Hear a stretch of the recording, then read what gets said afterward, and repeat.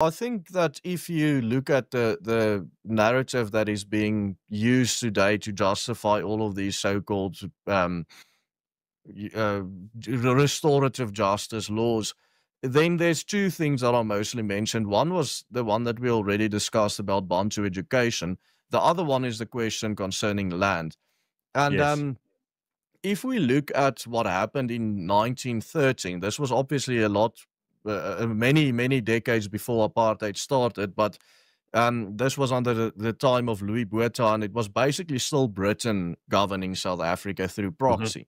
And the Group Areas Act, what it basically did was it stopped any sale of land in the black or the areas that were black controlled from being sold to white and all, in many cases also Jewish landowners, and it also stopped any area in the white area from being sold to black individuals. It basically just said, here's a split. You're not allowed to buy any land in our area, and you're not allowed to buy any land in their area, and so on and so forth.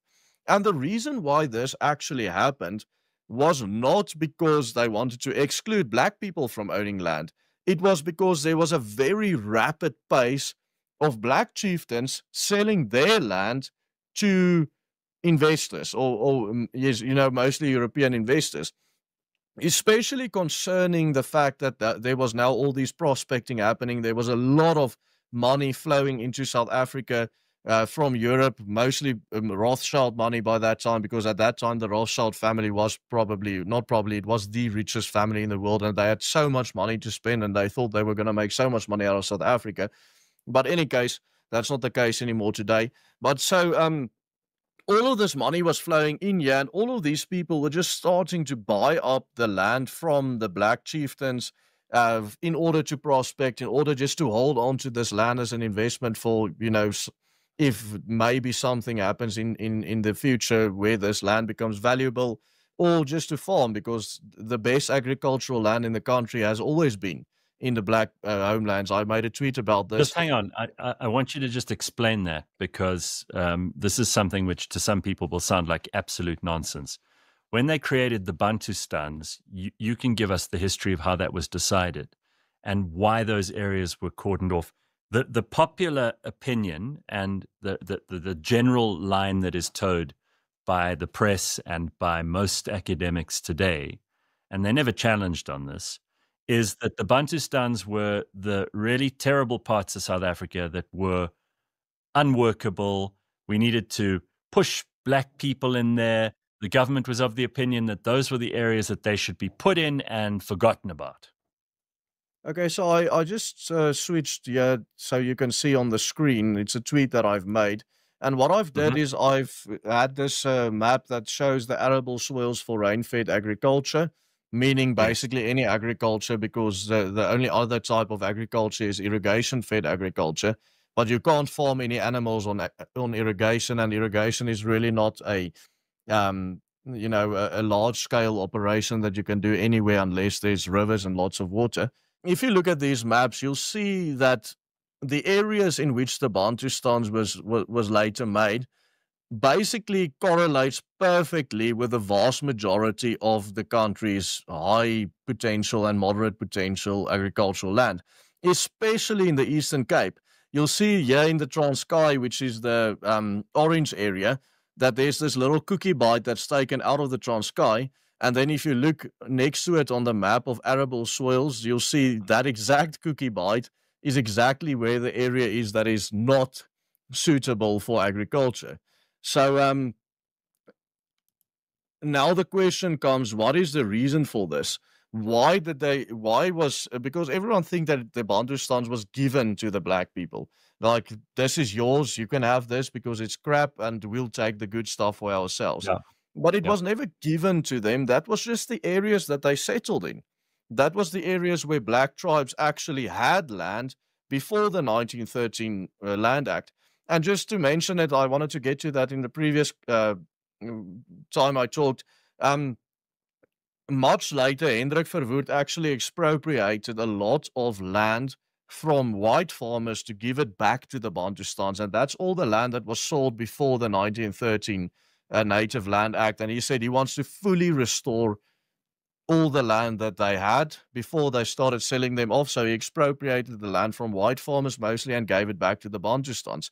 And to get back to why that is so, and why this area, which is by far the best agricultural area in South Africa, was then within the Bantustans, it's just because they settled there because they didn't have the technology to actually survive anywhere else. 60% of South Africa's surface is desert or semi-desert. You Yeah. cannot, on large scale, survive in the desert. You know, the San people did, the Bushmen did, because they usually lived in very small groups, which is basically a family of 8 or 10 people, never bigger than that.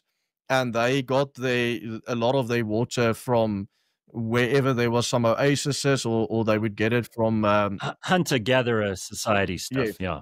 from just like these little watermelons that grow natively in the Karoo, like kukamakrankas and stuff.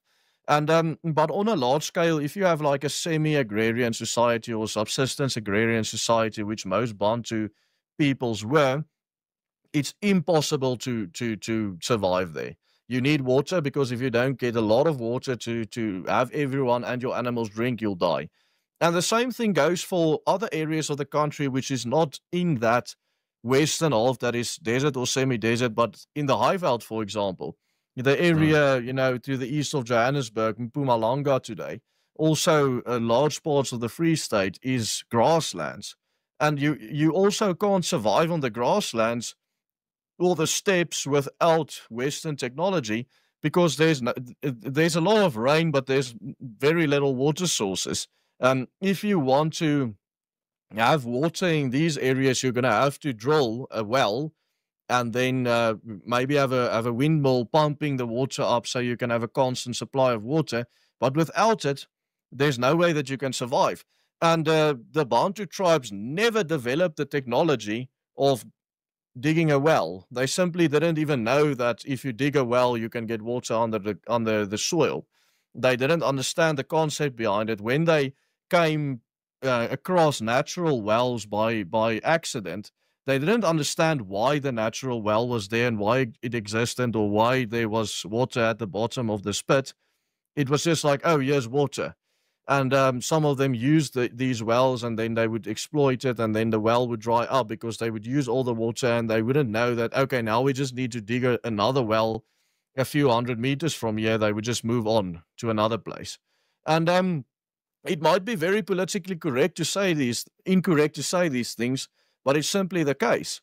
Without the technology that was brought here by Europeans, that land was just completely inhabitable for primitive societies.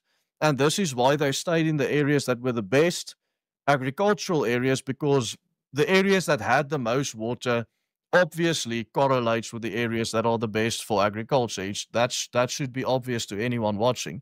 And you're saying that it was the apartheid government's decision, and they actually had to expropriate white people who owned farms in those areas to leave that territory to the people who had already settled there and were working that land as much as they could. Yes, the apartheid government expropriated.